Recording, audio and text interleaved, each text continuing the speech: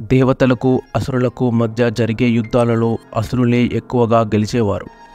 దీనికి కారణం అసురుల గురువైన శుక్రాచార్యుడు. శుక్రాచార్యుడు చనిపోయిన అసురులను మృత సంజీవని మంత్రం ద్వారా తిరిగి బతికించేవాడు. దేవతలకు ఎవరికి, వారి గురువైన బృహస్పతికి కూడా ఈ మంత్రం తెలియదు. దీనికి ఉపాయంగా బృహస్పతి ఎవరినైనా శుక్రాచార్యుని వద్ద శిష్యుడిగా చేరి రహస్యంగా ఆ మంత్రాన్ని తెలుసుకోవాలని చెబుతాడు. దానికి దేవతలు, అంత పని సాధించగల సమర్థుడు మీ కుమారుడేనని చెబుతారు.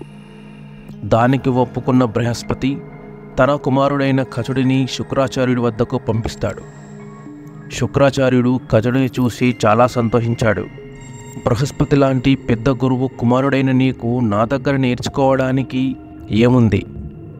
అయినప్పటికీ నా దగ్గర విద్యను అభ్యసించడానికి వచ్చావు కాబట్టి నాకు తెలిసిన విద్యనన్నీ నీకు నేర్పిస్తాను అని అంటాడు.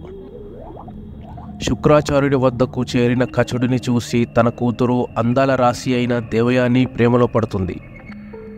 కానీ ఇది చూసి ఓర్వలేక అసురులు అడవికి వెళ్ళిన కచుడిని కాపు కాసి చంపేస్తారు. అతడి శరీరాన్ని ముక్కలు చేసి అడవి మృగాలకు పారవేస్తారు. కచుడు ఎంతకీ ఇంటికి తిరిగి రాకపోవడంతో దేవయాని తన తండ్రితో కచుడిని తాను ప్రేమిస్తున్నానని, తాను ఇంకా ఇంటికి రాలేదని, తనను వెతకాల్సిందిగా బతిమిలాడుతుంది. శుక్రాచార్యుడు తన దివ్య దృష్టితో కచుడు చనిపోయాడని చెబుతాడు. కచుడిని ఎలాగైనా బ్రతికించాలని, కచుడు లేకుండా నేను బతకలేనని చెబుతుంది. శుక్రాచార్యుడు మృత సంజీవని మంత్రంతో కచుడిని పిలుస్తాడు. కచుడు అడవి మృగాల పొట్ట చీల్చుకుంటూ బ్రతికి బయటకు వస్తాడు. ఇలా పలుమార్లు అసురులు కచుడిని చంపడం, కచుడు మళ్ళీ బ్రతికి బయటికి రావడం జరిగాయి.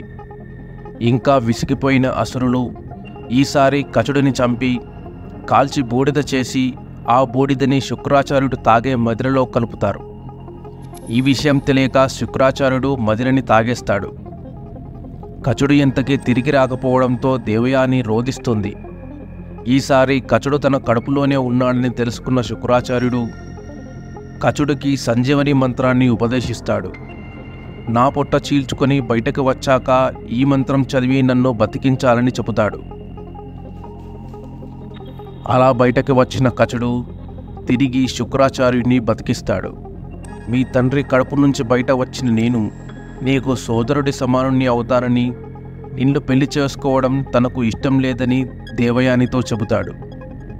దీనికి ఆగ్రహించిన దేవయాని నువ్వు నేర్చుకున్న విద్యలేవి నువ్వు ఉపయోగించడానికి పనికిరావని శపిస్తుంది. కచుడు తనకు తెలిసిన సంజీవని మంత్రాన్ని బృహస్పతికి చెబుతాడు. దేవలోకం చేరుకున్న కచుడికి అద్భుతమైన స్వాగత సత్కారాలు లభించాయి.